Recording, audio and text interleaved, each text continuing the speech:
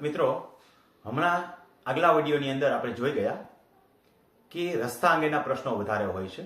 આવો જ એના પછી બીજા નંબરના કોઈ જો કજિયાનું કારણ હોય તો એ છે પાણીના નિકાલ અંગેનો.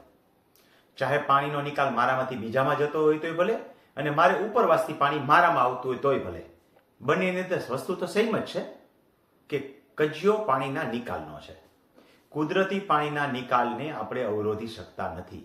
હા, આપણી પાસે બીજો ઓપ્શન હોય અને ખેતરનો ઢાળ ભેરવી અને નવી માટી ભરી અને બીજી બાજુ સરકારી ખરાબો હોય ને એ બાજુ આપણે પાણી કાઢી નાખીએ તો એના જેવું ઉત્તમ એકેય નથી. પણ આવું બહુ ઓછા ખેડૂતો કરે. કુદરતી પાણીનો જે રીતે ઢાળ હોય એ સાઈડ પાણી જવાનું જ છે, અને એ પાણી જતું ઘણી જગ્યાએ રોકેલા મને અનેક ફોન આવે છે. અને મારું કામ છે કજિયાઓ થાય એ પહેલા કજિયાનું નિવારણ કરવાનું. એટલે આયુર્વેદિક જેવું આપણું કામ છે. એલોપેથી જ્યારે રોગ વકરી જાય ત્યારે અનિવાર્ય છે. એટલે જ્યારે આવા પાણીના નિકાલા રોકવામાં આવે ત્યારે તમારે કેસ કરવો પડે, અથવા કોઈ તમારામાં પાણી રેડ મૂકી દે તો પણ તમારે કેસ કરવો પડે. પરંતુ આરોગ્ય આપણે તંદુરસ્ત રાખવું હોય તો આરોગ્યના નિયમો એટલે આયુર્વેદને અનુસરીએ તો તંદુરસ્ત રહી શકીએ. આ જ રીતે જો આપણે રેવન્યુ રેકર્ડને વ્યવસ્થિત મેન્ટેન કરીએ, વ્યવસ્થિત સમજદારી રાખીએ, આડોશી પાડોશી સાથે સંબંધ સારા રાખીએ તો પ્રશ્ન જ ન ઊભા થાય. તો પાણીનો નિકાલો, કુદરતી પાણી ઉપરવાસથી તમારામાં આવતું હોય અને ઉપરવાળો તમારામાં રેડ પાણી મૂકી દે તો શું કરશો? તો આ તો આપણા હાથની વાત છે. એને કજિયા કરવા ન જવાય કે તું ખાડ કર ને નેર કર ને તારું પાણી આવી જવું તો છોડ માન. તમારી જમીનની અંદર એક નીક કરી લો, ધોરિયા જેવું ઓછું પાણી આવતું હોય તો વધારે આવતું નીક કરી લો અને તમારું પાણી જે છે એક સાઈડ વાળી લો. બહુ સરળ ઉપાય છે. પોસાતું હોય તો ભૂંગરા નાખી દો, તમારી જમીન રોકાય નહીં. નહીતર પછી એક નીક બનાવી નાખો. જેસીબી સરળતાથી આવે છે, કલાક હલાવશો તો નીક આખી ખોદાઈ જશે. 1000 રૂપિયામાં કામ પતી ગયું. શું કામ કજિયા કરવા જોઈએ? તો ઉપરવાસનું પાણી આવતું હોય એનો તો આપણી પાસે ઈલાજ છે. પરંતુ તમારી પાણી પાછળ વાળો જવા ન દે તો શું કરવું? મોટાભાગે કેસ આમાંથી ઉભા થાય. આમ તો કેસ બે છે. આ તો હવે આપણા સ્વાર્થની વાત આવી એટલે આપણને સમજાશે. બાકી બે વસ્તુ સરખી જ છે. ઉપરવાળો પાણી રેડ મૂકે કે આપણે કોકને આપણું પાણી દબાવે કે આપણે રેડ મૂકીએ, વસ્તુ તો બે સરખી જ છે. તો નીચાણવાળો જ્યારે આપણું પાણી રોકે, કઈ રીતે અવરોધશે? તો એક તો પાળો બાંધી દે. પાળા અંગેનો કોઈ નિયમ નથી. અમુક ખેડૂતો મને પૂછે કે અડધા ફૂટની જોગવાઈ છે. એવી કોઈ જોગવાઈ નથી. અડધા ફૂટની પાણી ટપીને વ્યુ જાય. અડધા ફૂટનો તો આપણે ધોરિયાની ધારે એટલી જ જાજી હોય છે. કુદરતી પાણી તો ખૂબ આવતું હોય અને કેટલા ઉપરવાસથી આવતું એનું નક્કી નહીં. કેવડો લાંબો સર્વે નંબર છે, ઉપર કેવડો ખરાબો છે, એ પ્રમાણે પાણી આવશે.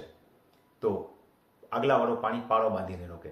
આગલાવાળો એનાથી બુદ્ધિશાળી હોય, પાળો ન બાંધે. પાળો બાંધે તો કેસ દાખલ થાય ને એમાં દેખાવામાં આવે ને રોજકામ થાય તો અટકે. એ તો એનાથી બુદ્ધિશાળી હોય. એ પોતાની જમીનને ભરે, ટાંચ નાખીને કાળી માટી નજીકમાંથી હોય તો ભરી લે.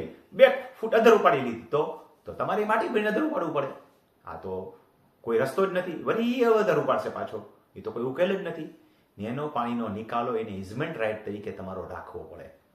આના માટે તમારામાં જેમ તમને નેર ગારવાનું કીધું એનામાંથી એક નીક ગારવી જોઈએ.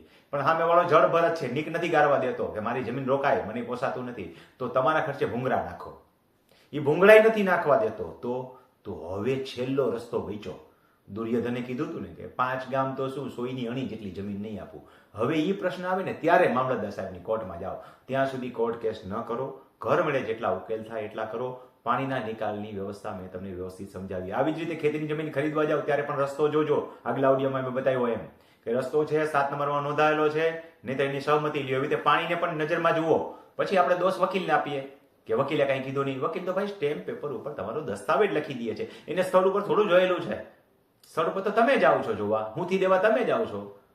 તો તમારે આંખેથી જોવું જોઈએ કે રસ્તાનો નિકાલ છે, પાણીનો નિકાલ છે, તમારા ઇઝમેન્ટ રાઇટ કેવી રીતના છે, એમાં કોની સહમતિ લેવાની થાય છે, એની સહમતિઓ લ્યો. તો આગળ જતા પ્રશ્નો ઓછા ઊભા થાય અથવા ન ઊભા થાય.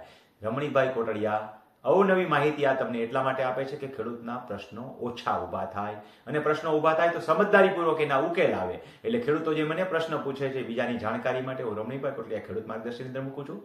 રમણીકભાઈ કોટડિયા રેવન્યુ માર્ગદર્શન આવા જાતે કામ કરતા શીખવાડું છું. આવા નાના મોટા ઝીણા કામ હોય એ આપણે કોઈને ફી ચૂકવવી ન પડે, જાતે જ કામ કરી શકો તમે આરામથી. કેટલાક પ્રિસ્ક્રાઇબ ફોર્મ આપે છે, આ ફોર્મ ભરતા પણ હું શીખવાડું છું. અને જે બધાના ફોર્મના નમૂનાઓ ન હોય તો એની અંદર અરજીઓ કરવાની હોય. અરજીઓ કરતા પણ લખીને હું બતાવું છું અને તમે જાતે કામ કરી શકો. ઓડિયોને 2 વાર 3 વાર 4 વાર જોઈ શકો. અને રમણીકભાઈ કોટડિયા વિડીયોની અંદર તમને આવી ઇન્ફોર્મેટિવ માહિતીઓ આપું છું. જે માહિતી સમજી અને કોઈ સાથે કજિયા કરવા જવાના નથી, પણ એના ઉકેલ કેમ લાવવા એવું પોઝિટિવલી વિચારશો તો સૌ સુખી થશો. આખરે સર્વ સુખાય આપણો પાડોશી સુખી તો આપણે સુખી, એ સૂત્રને અનુસરશો તો મારી મહેનત જે છે એ લેખે લાગશે. રમણીભાઈ કોટડિયાના નમસ્કાર.